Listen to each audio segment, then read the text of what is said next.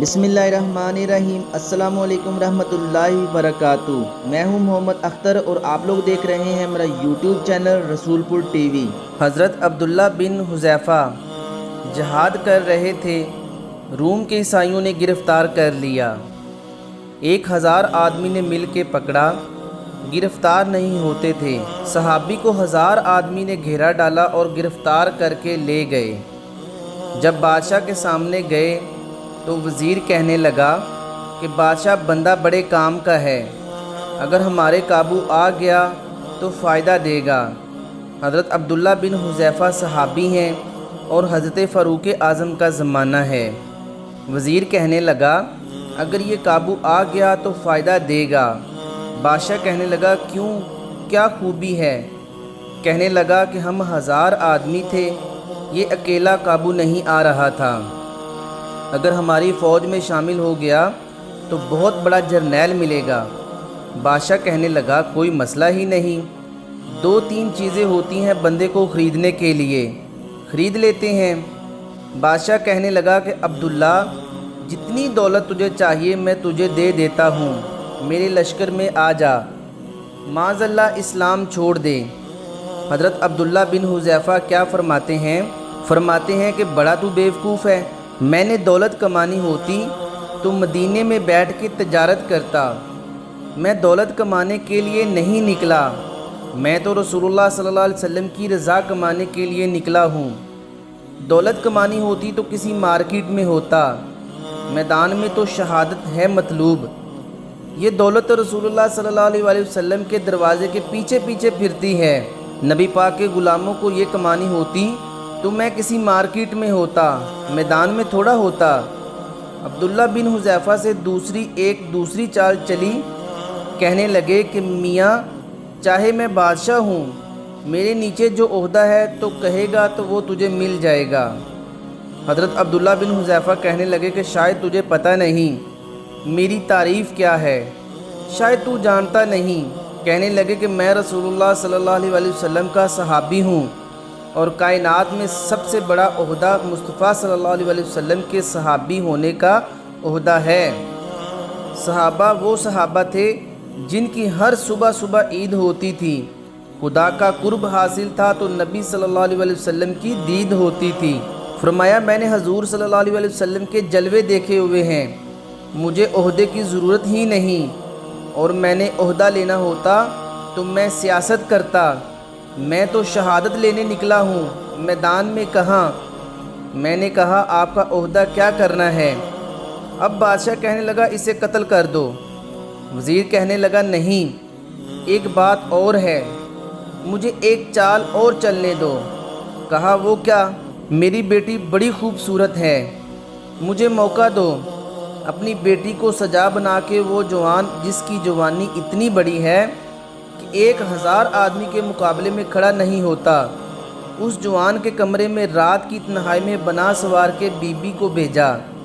Be be کہتی ہے میں ساری رات بن سنور کے صحابی کے کمرے میں بیٹھی رہی، لیکن کیا یہ شخص تھا، ساری رات ہی مصلے پہ بیٹھا رہا، رات بہت لمبی تھی، کچھ دیر تھک جاتا کہ نبی کریم صلی اللہ علیہ وسلم پر درود پڑھنا شروع کر دیتا۔ بی بی کہتی ہے سحری ہو گئی تو میں نے چونکہ دیکھا کہ انسان ہے کہ جن، یہ بندہ ہے کہ فرشتہ، چھو کے دیکھا تک نہیں۔ کہنے لگے پیچھے ہٹتے ہو؟ میں نے کہا میں نے تو سنا تھا تو 1000 آدمی کے مقابلے میں ہے، تو اتنا بے حس ہے کہ بنی صبری دلہن بیٹھی ہے تو نے نظر تک نہیں دیکھی۔ بی بی کہتی ہے عبداللہ بن حذیفہ نے نظر پھیری بھی نہیں، نظر پھر جھکی ہوئی ہے۔ کہنے لگے بی بی میں مجبور ہوں، اب میرے اوپر کوئی بس نہیں چلتا، میں نے جلوہ والضحیٰ کا دیدار کیا ہوا ہے، اب میری نگاہوں میں جچتا نہیں کوئی، اس لیے کہ جیسے میرے سرکار ہیں ویسا نہیں کوئی، اب نہیں کبھی بھی کسی کا میرے اوپر جادو نہیں چلتا، میں نے مصطفیٰ کو دیکھا ہوا ہے اور انہوں نے مجھے دیکھا ہوا ہے۔ اور کہا ذرا پیچھے ہٹ کے بیٹھ، مجھے میرے رسول نے غیر محرم سے بچنے کا حکم دیا ہے، ذرا پیچھے ہٹ۔ سحری کا وقت تھا، وہ بی بی کہتی ہے اس نوجوان کے جملے میرا سینہ چیر گئے، کلیجہ پھٹ گیا، چیخ نکلی، میں کفر کے عالم میں روئی۔ میں نے کہا مجھے بتا تو صحیح آخر یہ جذبہ کہاں سے ملتا ہے، آخر یہ روشنی تو میں نے دیکھی نہیں، کہاں سے آتی ہے؟ ایک میرا باپ ہے جو بنا سنور کے مجھے تیرے کمرے میں چھوڑ گیا، بتلا یہ کہاں سے کہف آتے ہیں؟ عبداللہ بن حذیفہ کہنے لگے اگر فیض لینا ہے تو بھی میرے مصطفیٰ صلی اللہ علیہ وسلم کا کلمہ پڑھ جا، آجا دروازے رسول پہ، جھک جا، مل جائے گا سب کچھ۔ سویرے دروازے پہ باپ آیا بیٹی سے رزلٹ لینے کے لیے، دروازہ کھولا تو بیٹی نقاب پہنے باہر آئی۔ باپ کہنے لگا کیا بنا؟ کہنے لگی پیچھے ہٹ جا، تو غیر محرم ہے، کافر ہے۔ میں مسلمان ہوں۔ اس نے کہا کیا ہوا؟ کہنے لگی تیرے جیسے کو معاف کروں، تیرے جیسے باپ جو مجھے استعمال کرنا تھا۔ میں تجھے باپ نہیں مانتی، میں اب رسول والی ہو گئی ہوں، میں حضرت فاطمہ کی کنیزہ ہو گئی ہوں، میں اب نبی کریم صلی اللہ علیہ وسلم کی خادمہ ہوں، خبردار میرے قریب نہ آنا۔ یہ دعو بھی ناکام ہوا۔ اب حضرت عبداللہ بن حذیفہ کے سامنے موت کھڑی کی، ایک کڑاہ میں تیل گرم کیا گیا، کہنے لگے تجھے اس میں جلایا جائے گا۔ حضرت عبداللہ بن حذیفہ رضی اللہ تعالی عنہ جب جلنے کے قریب ہوئے تو رونے لگے۔ روم کے بادشاہ کہنے لگے شاید ڈر گیا ہے، کہنے لگے اب سمجھ آئی ہے، اب تجھے پتہ چلا ہے، چل آجا۔ حضرت عبداللہ بن حذیفہ کہنے لگے تو کافر ہے، تیری کافروں والی سوچ ہے، اس لیے نہیں رویا کہ میں موت سے ڈر گیا ہوں، میں تو اس لیے رویا ہوں کہ ایک جان ہے، وہ نبی پاک صلی اللہ علیہ وسلم پہ قربان ہو رہی ہے۔ کاش رب مجھے 1000 جان دیتا، میں ساری مصطفیٰ صلی اللہ علیہ وسلم پر قربان کر دیتا۔ فضل بریلوی فرماتے ہیں کروں تیرے نام پہ جان فدا، نہ بس ایک جان دو جہاں فدا، اور میرا دو جہاں سے بھی نہیں جی بھرا، میں کروں کیا کروڑوں جان نہیں۔ اور میاں صاحب فرماتے ہیں وہ کچا رنگ للاری والا جیڑا چڑھدا لہندا، رہندا ہے عشق تیرے دا رنگ محمد چڑھ جائے پھر نہیں لہندا۔ میرے پیارے دوستو، وہ روم کا بادشاہ کہنے لگا دنیا میں نے بھی بڑی دیکھی ہے، پر جیسے پاک صاحب مصطفیٰ کے غلام دیکھے ہیں ایسا میں نے کوئی نہیں دیکھا۔ دوستو، نظر پاک ہو، روح پاک ہو، مزاج پاک ہو، پھر انسان بڑے بڑے کام کرتا ہے، پھر وہ مہمات کو سر کرتا ہے، پھر وہ صرف ایک گھر کے لیے نہیں وہ ملت کے لیے فائدہ مند ہوتا ہے، پھر وہ گھرانوں کو لے کر چلتا ہے، پھر وہ بڑے بڑے معاشرے تشکیل دیتا ہے۔ میرے رسول کریم صلی اللہ علیہ وسلم نے پاک صاف ذہن کے لوگ تیار کیے۔ حضرت مرسل فرماتے ہیں کہ میں ایک عورت پہ عاشق تھا، میں نے کلمہ پڑھا، نبی پاک صلی اللہ علیہ وسلم نے میری پشت پہ ہاتھ پھیرا، میں نے کہا حضور صلی اللہ علیہ وسلم کوئی نصیحت؟ نبی پاک صلی اللہ علیہ وسلم نے فرمایا نظر کو پاک رکھنا۔ اب فرماتے ہیں کہ عورتیں میرے پیچھے پیچھے بھاگا کرتی تھیں اور مجھے کہا کرتی تھیں اب تو دیکھتا کیوں نہیں؟ تو میں نے کہا پتہ ہے مجھے بھی نہیں، مصطفیٰ صلی اللہ علیہ وسلم کی ایک نظر ہوئی ہے، رب نے سارے میل کچیل دور فرما دیے، سارا کچھ ہی بدل گیا۔ ملت کے نوجوانوں یاد رکھو، حضرت عائشہ صدیقہ رضی اللہ تعالی عنہا کے پاس لوگ آئے، آ کے عرض کیا اے اماں جی بارش نہیں ہوتی، قحط پڑ گیا ہے، اس بات کو نہ ذرا دل کی گہرائیوں سے سننا۔ مسجد نبوی ہے، مسجد نبوی کے ساتھ حضور صلی اللہ علیہ وسلم کی قبر ہے، ساتھ حضرت عائشہ صدیقہ رضی اللہ تعالی عنہا کا حجرہ مبارک ہے۔ پہلے حضرت عائشہ پھر حضور صلی اللہ علیہ وسلم کا روضہ چاہیے تھا نا کہ سیدھے مسجد جاتے۔ حضرت عائشہ کے پاس آئے، توجہ کرنا میری بات پر، اماں جی بارش نہیں ہوتی کیا کریں؟ اماں جی نے مسجد نہیں بھیجا، کہنے لگی اس طرح کرو کہ حضور صلی اللہ علیہ وسلم کے دروازے پہ جاؤ اور جا کے نا نبی پاک صلی اللہ علیہ وسلم جہاں دفن ہے وہاں تھوڑی سی نا جو حضور کے سر والی جگہ ہے قبر پہ وہ چھت تھوڑی سی کھول دو۔ صحابہ کہتے ہیں ہم گئے جہاں حضور صلی اللہ علیہ وسلم کی قبر انور تھی، جہاں حضور آرام فرماتے ہیں، سرانے والی سائڈ سے تھوڑی سی چھت کھولی، ابھی کھولی ہی تھی، اللہ نے فوراً بارش عطا فرما دی۔ حضرت عائشہ کے وسیلے پہ، روضہ رسول پہ اور روضہ رسول کے وسیلے سے اللہ کی یہ طریقہ تو ہمیں صحابہ سکھا رہے ہیں۔ باخدا خدا کا یہی ہے در نہیں، اور کوئی مکر و مکر جو وہاں سے ہو یہیں آ کے ہو، جو یہاں نہیں تو وہاں نہیں۔ صحابہ تو دروازے رسول پہ جا رہے ہیں، ایک بار نہیں بار بار جا رہے ہیں، تو اکڑ کے پھر رہا ہے۔ بڑی ضروری ہے یہ بات کرنی، بڑی ضروری ہے، اور یہ بات آپ کے لیے سیکھنی، ذرا غور کریں۔ شیطان کی غلطی کیا ہے پتہ ہے آپ کو؟ اللہ کو نہیں مانتا تھا، لا الہ الا اللہ کو نہیں مانتا تھا، اللہ کو نہیں مانتا تھا۔ دوستو اس کو بھی سمجھیں، یہ عقیدہ ہے، یہ ایمان ہے، میری منت ہے، اس کو سمجھ لو، یہ کام آئے گا۔ یہاں عیب رکھا ہے، یہاں لوگ معاذ اللہ تبارک و تعالی اللہ کا نام لے کے در رسول سے دور کر رہے ہیں۔ بہت بڑا دھوکہ ہے، بہت بڑی زیادتی ہے۔ امت کے دلوں پر خنجر چلتا ہے، اور میرا تو کلیجہ پھٹتا ہے جب میں ایسی تحریریں پڑھتا ہوں۔ یار تو کیا بیان کر رہا ہے؟ ڈر اللہ سے، مرنا نہیں، نبی پاک صلی اللہ علیہ وسلم کو منہ نہیں دکھانا، تو کیا کر رہا ہے؟ بتاؤ نا، شیطان کی غلطی کیا تھی؟ وہ تو صاف اتنی بات کر رہا تھا کہ یا اللہ ایک نہیں تو لاکھ سجدہ کرا، میں تجھے کرتا ہوں۔ اللہ نے فرمایا ادھر آنا، میرے محبوب کو سجدہ کر۔ کہنے لگا نہیں کرتا، فرمایا نکل جا، تو لعنتی ہے۔ جو حضرت آدم کا وسیلہ نہ مانے، جو حضرت آدم کا وسیلہ نہ مانے وہ لعنتی ہے، اور جو روضہ رسول پر کھڑا ہو کے کہے کہ میں نبی کو وسیلہ نہیں مانتا، جو دروازے رسول پہ پہنچتے گئے میں نبی پاک کو وسیلہ نہیں مانتا، جو مصطفیٰ کے وسیلہ ہونے کا انکار کرے تو کہتا ہے کہ دنیا میں وسیلہ نہیں مانتا۔ اللہ تو قیامت کے دن بھی کہتا ہے جو مصطفیٰ کے پاس سے ہو کے آئیں گے میں بخش دوں گا۔ شفاعت حضور فرماتے ہیں موٹے موٹے گناہگار ہوتے جائیں گے، کالی کملی کے نیچے چھپاتا جاؤں گا، جنت میں بھیجتا جاؤں گا، وہاں قیامت میں تیری معافی نہیں ہو رہی تو یہاں نہیں مان رہا۔ بریلی کے امام فرماتے ہیں کہ آج لے ان کی پناہ، آج مدد مانگ ان سے، کل نہ مانیں گے قیامت میں اگر وہ آج نہ مانیں۔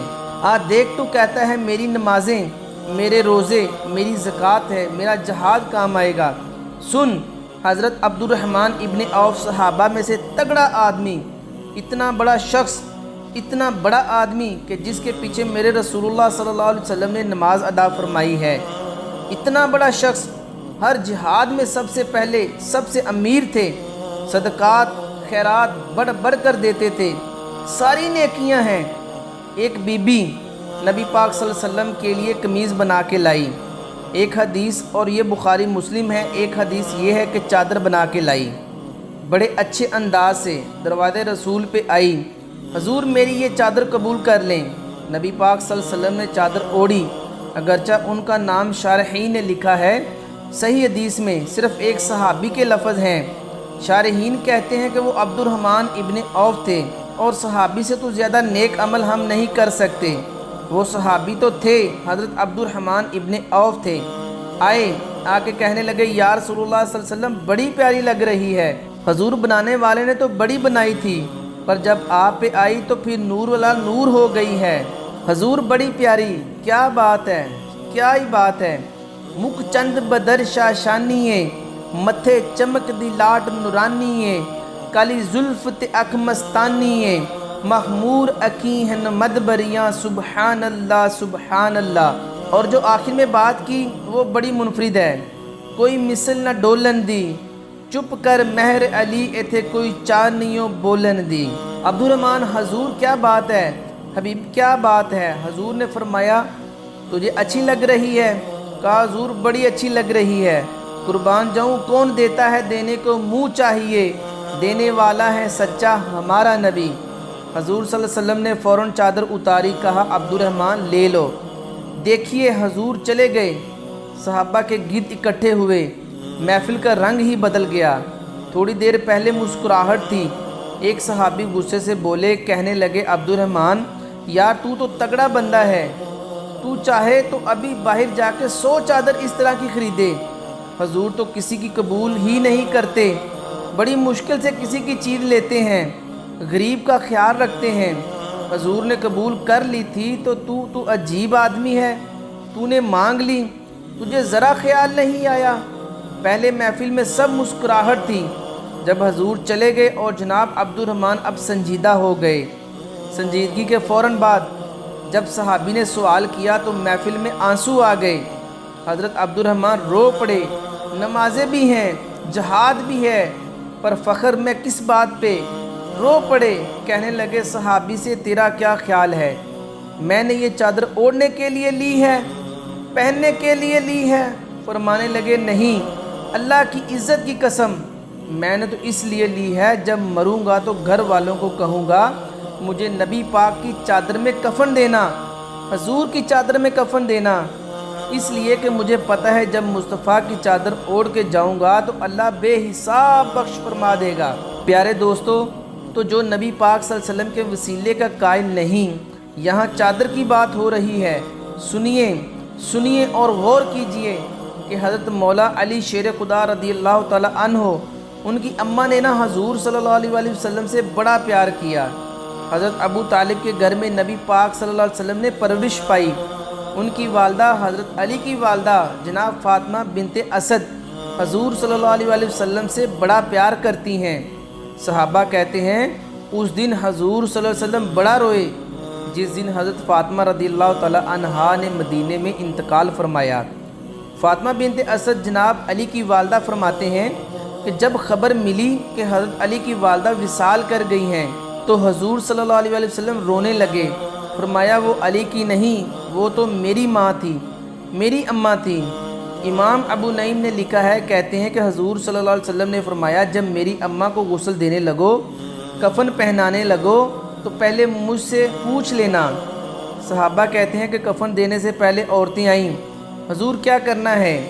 नबी पाक सल्लल्लाहु अलैहि वसल्लम अंदर गए, जो कमीज़ पहनी हुई थी वो उतार के दी और फरमाया, सफ़ेद रंग का कफन ना देना, मेरा कुर्ता पहनाओ। मेरी अम्मा को हजूर ने कमीज़ दिया। हज़रत अबू ज़र गफ़ारी फरमाते हैं, जब जनाजा पढ़ लिया ना तो नबी पाक सल्लल्लाहु अलैहि वसल्लम फरमाने लगे, कब्र सही नहीं बनाई, तुमने हजूर सही बनाई है। फरमाया, लगता नहीं। फरमाते हैं, ये कहते कहते मेरे नबी सल्लल्लाहु अलैहि वसल्लम कब्र में उतर गए, मेरी आंखें बरस पड़ी। मैंने कहा, अली की अम्मा, रब तुझसे क्या हिसाब लेगा? सारी रहमतें तो पहले ही तेरी कब्र में आ गईं। यहाँ पे एक शायर कहता है, जिस्म में सरकार की मोहब्बत की एक शमा जला लो, मरने के बाद भी कब्र में उजाला होगा। नबी पाक कब्र में लेटे, फिर बैठे, फरमाया, सही है। फिर मेरे नबी पाक ने दफन किया उनको, फिर देर तक दुआ करते रहे और रो के फरमाने लगे, ऐ अल्लाह, अपने नबियों के वसीले से और मेरे वसीले से मेरी अम्मा की कब्र रोशन कर दे। हज़रत अबू ज़र फरमाते हैं कि किसी का दिल नहीं करता उसकी माँ मरे, आज मेरा दिल करता था काश मेरी माँ मर जाती, ये फजीलत मेरी अम्मा को नसीब होती। सैयदना अबू ज़र फरमाते हैं, जब हजूर सल्लल्लाहु अलैहि वसल्लम रुखसत होने लगे तो मैं करीब गया, मैंने कहा, हबीबा, ये रंग मुझे भी समझाएं। तो हजूर ने फरमाया, मैंने अपना कुर्ता इसलिए पहनाया है कि जब मेरा कुर्ता फ़ातिमा बिनते असद को पहनाया जाएगा तो उसके तवस्सुल से अल्लाह उन्हें जन्नत का जोड़ा अता फरमाएगा। और कब्र में इसलिए उतरा हूँ कि जब मैं कब्र में उतरा हूँ तब मेरी अम्मा की कब्र तंग नहीं होगी, बल्कि अल्लाह ने यही बरकत से कुशादगी अता फरमा देगा। और मेरे रसूल पाक सैयद आलम सल्लल्लाहु अलैहि वसल्लम खुद कब्र में लेट गए। प्यारे दोस्तों, ये वसीला इतना प्यारा, ये वसीला हज़रत अबू ज़र फरमाते हैं कि दिल करता था यहाँ मेरी अम्मा होती। इतनी करम नवाजियाँ, इतनी बंदा नवाजियाँ, इतनी रहमतें। एक सहाबी हज़रत अबू माजूरा, शरीयत में कंधे तक बाल रखना जायज़ है। उस सहाबी के इतने लंबे बाल थे कि जब वो बैठते थे तो नीचे दब जाते थे। लोगों ने मना किया, कटवाता क्यों नहीं? फरमाने लगे, नहीं कटवाने। कहा, क्यों? कहने लगे, कब्र में लेके जाने हैं। कब्र में कहाँ, क्यों? हज़रत अबू माजूरा फरमाते हैं, इन बालों पे एक दफ़ा नबी पाक सल्लल्लाहु अलैहि वसल्लम ने हाथ रखा था, हजूर ने दस्ते मुबारक रखा था, तो अल्लाह इसी बात की लाज रख के मेरी मग़फ़िरत फरमा देगा। चिराग अब्दुल्ला बिन अतीक सहाबी हैं, حضور نے گستاخ قتل کرنے بھیجا، انعام دیے۔ انتقال کا وقت آیا تو بچوں کو بلایا، کہنے لگا یہ ایک ڈنڈا ہے، عصا ہے، جب مروں تو میری قبر میں رکھنا۔ کہا ابا جی سنا نہیں کبھی کسی نے ڈنڈا قبر میں رکھا ہو، آپ کی قبر میں کیوں رکھیں؟ کہنے لگے بیٹا تمہیں پتہ نہیں، یہ معمولی نہیں، یہ وہ ڈنڈا ہے جو میرے رسول نے مجھے دیا تھا، یہ میری قبر میں میرے ساتھ رکھ دینا، اللہ اسی کے سبب مجھے بخش دے گا۔ حضرت انس بن مالک کہتے ہیں کہ میں مر جاؤں تو حضور صلی اللہ علیہ وسلم کے منہ مبارک میری زبان کے نیچے رکھ دینا۔ حضرت امیر معاویہ فرماتے ہیں میرے پاس حضور صلی اللہ علیہ وسلم کے ناخن ہیں، جب میں مروں تو میرے کفن میں رکھ دینا۔ میرے اعلیٰ حضرت فرماتے ہیں ہمارے پاس کوئی شے نہیں، کوئی شے نہیں، نہ ہمارے پاس حضور صلی اللہ علیہ وسلم کے بال مبارک، ہم کم نصیبوں کے پاس، ہم غریبوں کے پاس تو کچھ بھی نہیں۔ تو کسی نے پوچھا حضور آپ کے پاس کیا ہے؟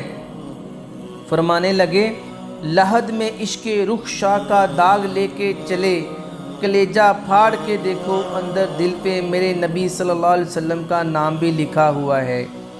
صحیح بخاری و مسلم میں میرے نبی پاک صلی اللہ علیہ وسلم نے فرمایا ہے کہ حضور فرماتے ہیں لوگ جہاد کرنے جائیں گے، ایک زمانہ آئے گا میرے بعد لوگ جہاد کریں گے، پوچھا جائے گا تم میں کوئی صحابی ہے؟ کہا جائے گا ہے، تو نبی پاک صلی اللہ علیہ وسلم فرماتے ہیں صحابی کی وجہ سے اللہ فتح عطا فرما دے گا، گویا ولی کا وسیلہ دینا۔ حضور فرماتے ہیں پھر لوگ جہاد کرنے جائیں گے، مسلمانوں سے تم میں کچھ صحابی ہیں؟ کہیں گے کوئی نہیں۔ کہا کوئی تابعی ہے؟ صحابی کو دیکھنے والا کہا جائے گا ایک ہے، تو فرمایا اس تابعی کی برکت سے اللہ فتح عطا فرمائے گا۔ نبی پاک فرماتے ہیں بخاری مسلم کے لفظ ہیں کہ پھر پوچھا جائے گا لوگ جہاد کرنے جائیں گے، کچھ صحابی ہیں؟ کوئی نہیں۔ کوئی تابعی ہے؟ کوئی نہیں۔ کوئی صحابی کو دیکھنے والے؟ کون دیکھنے والا؟ تبع تابعی ہو، ایک تبع تابعی ہے، تو نبی پاک فرماتے ہیں اس کی برکت سے ہی اللہ فتح عطا فرما دے گا۔ مشکات میں بخاری میں موجود ہے جو اللہ تم پہ بارشیں برساتا ہے، تمہیں رزق دیتا ہے، یہ تمہارے ضعیف لوگوں کے وسیلے سے اللہ دیتا ہے، یہ کمزوروں کے وسیلے سے دیتا ہے۔ مشکات میں لفظ ہے نبی پاک صلی اللہ علیہ وسلم نے فرمایا 40 ابدال ملک شام میں ہوتے ہیں، جو عذاب تم سے دور رہتا ہے ان کی وجہ سے رہتا ہے، جو تم پر بارشیں برستی ہیں ان کی وجہ سے برستی ہیں۔ وہ کوئی بیٹھا ہوا ہے مجھے دور دعا دیتا ہے، میں ڈوبتا ہوں پر سمندر اچھال دیتا ہے۔ شیخ سعدی فرمایا کرتے تھے کہ میری زندگی میں جتنی بلائیں ٹلی ہیں میرے شیخ کے وسیلے سے ٹلی ہیں، میں اس کی چھتری کے نیچے رہتا ہوں، کرم مجھ پہ برستا رہتا ہے۔ پیارے دوستو اتنی حدیثیں سنا کے ایک واقعہ سنانا تو بنتا ہے۔ ایک شخص مرید ہو گیا، محمود غزنوی حضرت ابو الحسن خرقانی کا بیعت ہو گیا، آنے جانے لگا۔ ایک دن کہنے لگا کہ حضور کوئی تحفہ دے دیں، تو حضرت نے کرتا اتار کے دیا۔ کرتا دیا، یہ کسی کے پاس ہو تو بڑی نعمت ہوتی ہے۔ فرمایا جب بہت زیادہ کوئی مسئلہ بن رہا ہو تو کرتا سامنے رکھ کے دعا کرنا، اللہ تجھے فتح دے گا۔ محمود سومناتھ کے مندر توڑ رہا تھا، 2 4 5 دفعہ حملہ کیا، فتح نہیں ہوتی، اپنے پیر کا جبہ رکھا سامنے اور دعا کی، اللہ اس کی برکت سے ہی فتح دے دے۔ کہتا ہے میں نے جبہ رکھ کے دعا مانگی، اگلے دن حملہ کیا تو اللہ نے فتح عطا فرما دی۔ محمود کہتا ہے فتح ہو گئی، میں رات کو سویا، حضرت ابو الحسن خرقانی خواب میں ملے اور بابا جی کو میں نے دیکھا تو چہرے پہ جلال ہے، اور فرمانے لگے محمود تو نے کوئی قیمت نہیں ڈالی میرے کرتے کی۔ حضور کیا مطلب؟ یہ میرے وجود سے لگا ہوا جبہ تھا، میں وہ شخص ہوں جس نے زندگی بھر وہ کام کیا جس سے اللہ رسول راضی ہیں، اپنے آپ پہ پابندیاں لگا کے رکھی ہیں، رب نے اپنے فضل سے بڑا نوازا۔ فرمایا اگر تو میرا جبہ سامنے رکھ کے یہ دعا مانگتا کہ اے اللہ ہندوستان کے سارے ہندوؤں کو ایمان کی توفیق دے دے، اللہ نے سب کو کلمے کی توفیق دے دینی تھی، تو نے کیا قیمت ڈالی میرے جبہ کی؟ تعظیم میری فدا ہو کے ان پر یہ عزت ملی ہے۔ اللہ تبارک و تعالیٰ نے اپنے بندوں کو طاقتیں دیتا ہے۔ مسئلہ یہ ہے کہ آج بہت سارے لوگ تو انکار کرنے لگے ہیں، اور ہم جو اہل ہیں، ہمارا جن کا عقیدہ ہے کہ جنہیں اللہ نے خوش عقیدگی عطا فرمائی ہے، وہ بھی بہانوں کا شکار کر لیتے ہیں، دیکھ لیتے ہیں اللہ والوں سے دوستی لگائے، ان کا قرب اختیار کریں، ہر دعا ہر التجا نبی پاک صلی اللہ علیہ وسلم کا وسیلہ شامل حال رہنا چاہیے۔ اگر تیرے واسطے سے مانگو کوئی دعا بے اثر نہ ٹھہرے، نبی پاک کا وسیلہ دے دو گے تو ہر جگہ ہی اللہ کامیابی عطا فرمائے گا۔ حضرت انس بن مالک حضور کے خادم تھے، اماں نے دے دیا تھا حضور کی بارگاہ میں۔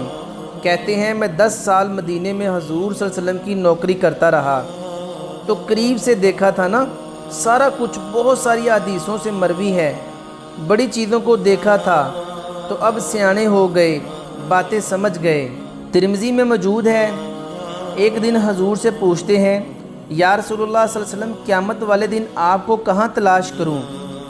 صحیح بات تو یہ ہے نا کہ ہم اپنے اعمال ٹھیک کریں، معاملات پر توجہ دیں، عبادات کا خیال کیا جائے، جو ہمارے ذمہ ڈیوٹیاں ہیں وہ پوری کی جائیں۔ تو وہ کہتے ہیں حضور وہ قیامت والے دن کہاں تلاش کروں؟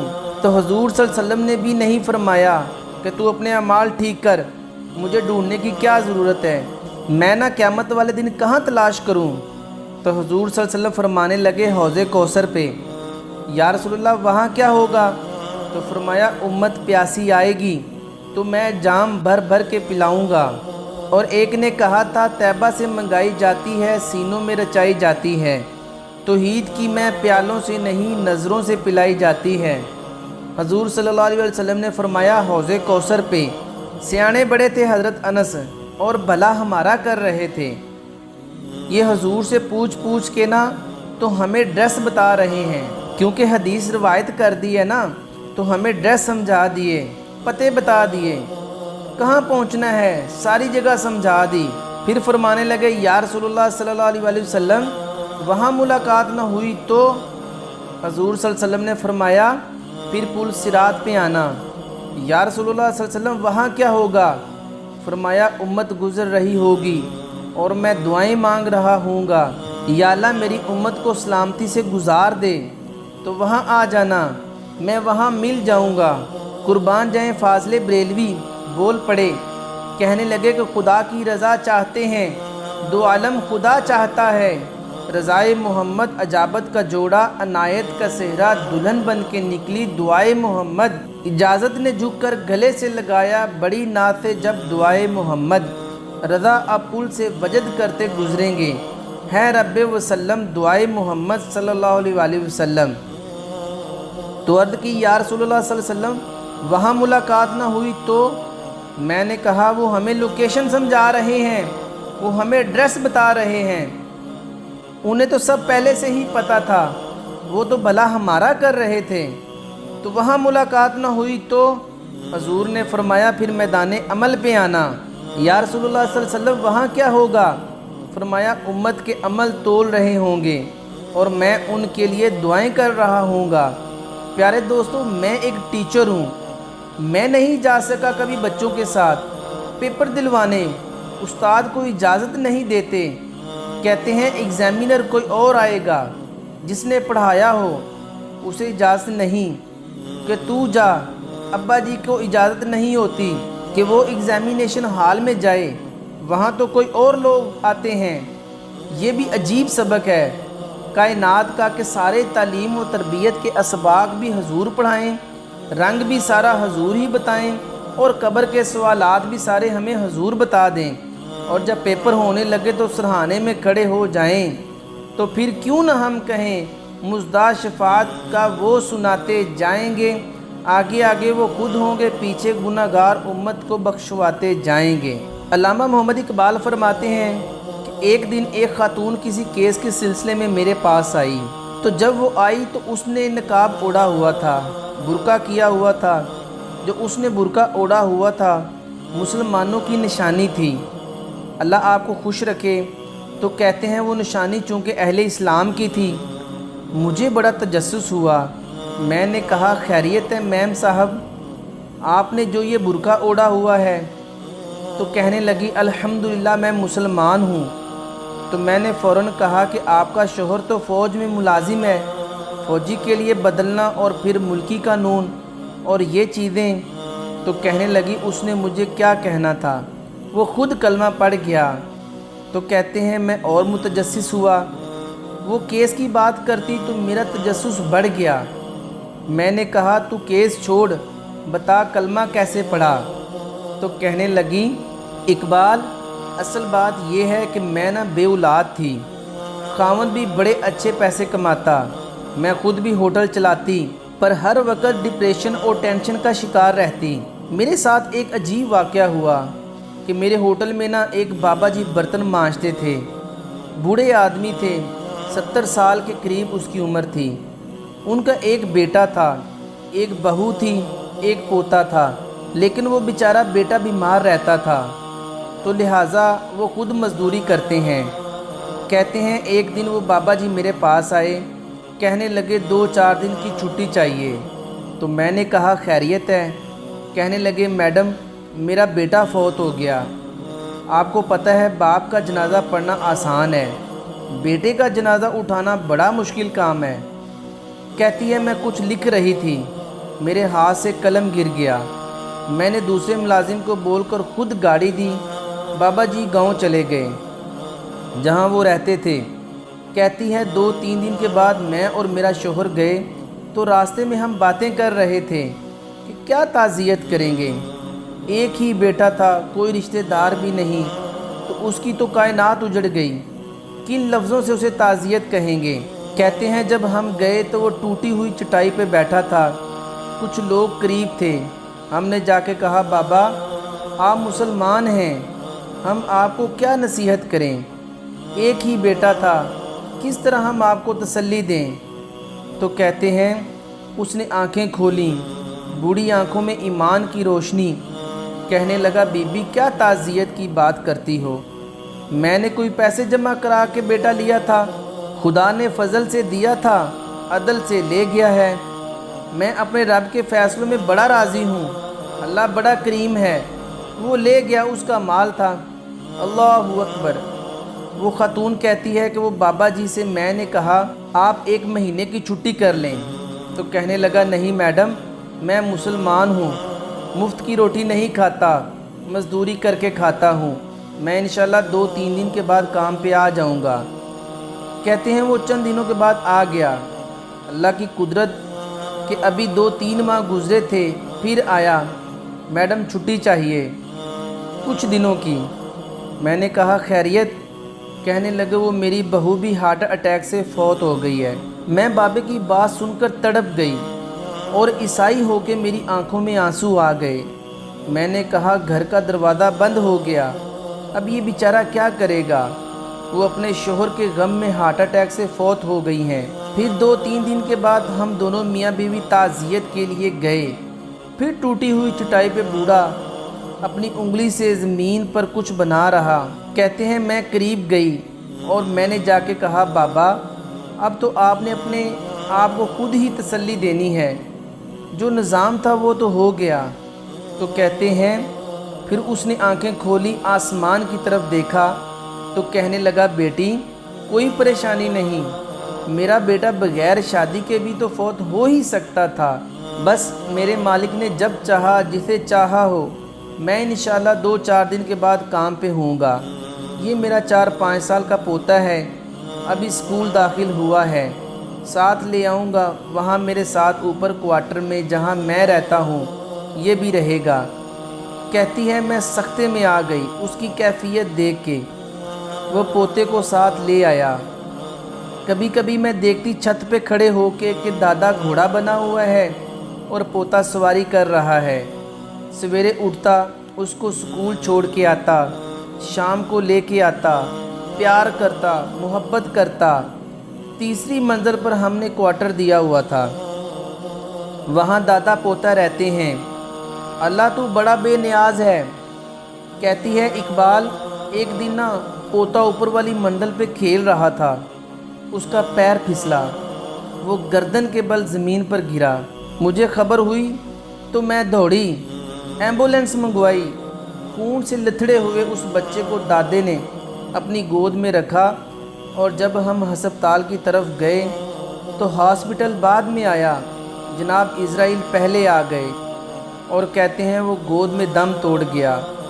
دادے نے اسے اپنے ہاتھوں سے غسل دیا، پھر اس نے اپنے بوڑھے ہاتھوں سے قبر کھودی اور پھر مٹی ڈال کے کہنے لگا، جے میرے دکھ وچ راضی سونا، جے میرے دکھ وچ راضی سونا تے میں سکھ نو چلے پاواں۔ کہتے ہیں وہ مٹی ڈالی اس نے تو میں اسے بازو سے تھام کے ہوٹل کے قریب لائی۔ میں نے اس کے قریب ہو کے کہا، بابا تو ٹوٹ گیا ہے، تو بکھر گیا ہے، مجھے محسوس ہوتا ہے کہ اب نہ تیری راتیں اور نہ صبح ہیں اور تیری زندگی کاموں میں گزرے گی۔ تو کہتے ہیں مجھ سے اس نے اپنا بازو چھڑوایا۔ میڈم کیوں؟ میرے اندر کوئی عقیدہ نہیں؟ میں کوئی لاوارث ہوں؟ میرا رب نہیں؟ میں کیوں پریشان رہوں گا؟ میں تو پکا ہوا پھل ہوں۔ تھوڑے دن گزریں گے، قبر میں جاؤں گا، اور جب جنت میں جاؤں گا تو اللہ میرے بیٹے سے بھی ملاقات کرائے گا، میرے پوتے سے بھی ملاقات کرائے گا، میرا رب ساری ملاقاتیں کرا دے گا۔ میں اپنے اللہ کی رضا میں بڑا راضی ہوں۔ وہ خاتون کہتی ہے، میرا اور میرے شوہر کا کلیجہ پھٹنے لگا۔ میں نے کہا، بابا یہ اتنا جذبہ کہاں سے ملتا ہے؟ یہ سکون کہاں سے حاصل ہوتا ہے؟ یہ کیفیت کیسے ملتی ہے؟ بابا جی کہنے لگے، بیٹا آپ کو بھی یہ سب کچھ چاہیے؟ تو میں نے کہا ہاں۔ کہنے لگا، تو بھی گنبد خضرا والے نبی صلی اللہ علیہ وسلم کا کلمہ پڑھ لے، تو بھی رسول اللہ صلی اللہ علیہ وسلم کا کلمہ پڑھ جا، میرے محبوب کا کلمہ پڑھ، اللہ تجھے سکون عطا کرے گا۔ ایک حدیث مسلم شریف سے، بخاری سے ایک حدیث نہ پڑھ لوں تاکہ یہ بات مضبوط ہو جائے کہ حضرت ابو طلحہ رضی اللہ تعالیٰ عنہ کا بیٹا شدید بیمار ہے، مزدور آدمی تھے، کئی دنوں سے گھر تھے۔ بیوی کہنے لگی، اگر آپ گھر میں بیٹھے رہیں گے تو کھائیں گے کہاں سے؟ جاؤ آپ مزدوری کرو، میں بیٹے کو دیکھتی ہوں۔ مزدوری کرنے چلے گئے، شام کو آئے تو بیٹا فوت ہو چکا تھا۔ عورتیں بے حوصلہ ہوتی ہیں۔ بیوی نے بیٹے کو سفید چادر میں ڈال کر کمرے میں رکھ دیا۔ حضرت ابو طلحہ انصاری آئے، بیٹی کا کیا حال ہے؟ کہنے لگے، اللہ کی رحمت میں ہے۔ کیسا جملہ ہے؟ اللہ کی رحمت میں ہے۔ خاوند نے کھانا کھایا، بیوی سے ملنے کو دل کیا تو ملاقات سے فارغ ہو کے بیٹھے تو خاتون اٹھ کے خاوند کے قریب گئی، اس کا ہاتھ تھاما، کہنے لگی کہ نبی کریم صلی اللہ علیہ وسلم کے صحابی ہو، ایک مسئلہ دریافت کرنا تھا، بتاؤ گے؟ صحابی کہنے لگے، پوچھو۔ کہنے لگی، اگر کوئی آپ کے پاس امانت رکھوائے اور پھر اپنی امانت واپس مانگے تو کیا کرو گے؟ حضرت ابو طلحہ کہنے لگے، پوچھنے والی کیا بات ہے، جس کی امانت ہے واپس کر دیں گے۔ اب زوجہ روئی، اب صبر والی بی بی روئی، اب ماں روئی، آنسو ٹپکے، اور صحابی سے کہنے لگی، ابو طلحہ وہ بیٹا بھی اللہ کی امانت تھا اور رب اپنی امانت لے گیا ہے، اٹھو غسل کفن کا بندوبست کرو۔ حضرت ابو طلحہ اٹھے، کانپتے ہاتھوں سے غسل کفن دیا، مسجد نبوی میں پہنچے، محبوب کی بارگاہ میں رسول کریم صلی اللہ علیہ وسلم فرمانے لگے، تیرے اور تیری بیوی کے عمل سے اللہ بھی بڑا راضی ہوا ہے، اللہ کے رسول بھی بڑے راضی ہیں اور اللہ تجھے برکت عطا کرے گا۔ صحابہ کہتے ہیں پھر اللہ نے انہیں 9 بیٹے عطا فرمائے۔ رب العزت کی بارگاہ میں دعا ہے کہ ہم نے جو کچھ سنا اور جو کچھ سمجھا اس پر عمل کرنے کی توفیق عطا فرمائے۔ ناظرین، یہ تھی ہماری آج کی ویڈیو۔ ہم امید کرتے ہیں کہ آپ کو ہماری آج کی یہ ویڈیو ضرور پسند آئی ہوگی۔ اگر آپ کو ہماری یہ آج کی ویڈیو پسند آئی ہے تو آپ سے گزارش کرتے ہیں آپ ہمارے چینل کو ضرور سبسکرائب کر لیں اور ساتھ ہی لگے بیل کے بٹن کو بھی پریس کر لیں تاکہ آپ کے پاس ہماری آنے والی مزید معلوماتی ویڈیوز کا نوٹیفیکیشن بر وقت ملتا رہے۔ سبسکرائب کے ساتھ ساتھ ہماری ویڈیوز کو لائک بھی کریں اور اپنی قیمتی رائے کا اظہار کمنٹس میں ضرور کریں۔ کمنٹس میں آپ اپنے سوالات بھی ہم تک پہنچا سکتے ہیں۔ اللہ رب تعالیٰ کی بارگاہ میں دعا ہے کہ ہم نے جو کچھ سنا سمجھا اس پر عمل کرنے کی توفیق عطا فرمائے۔ اللہ تعالیٰ آپ کو اپنے حفظ و ایمان میں رکھے، آمین یا رب العالمین۔ خدا حافظ۔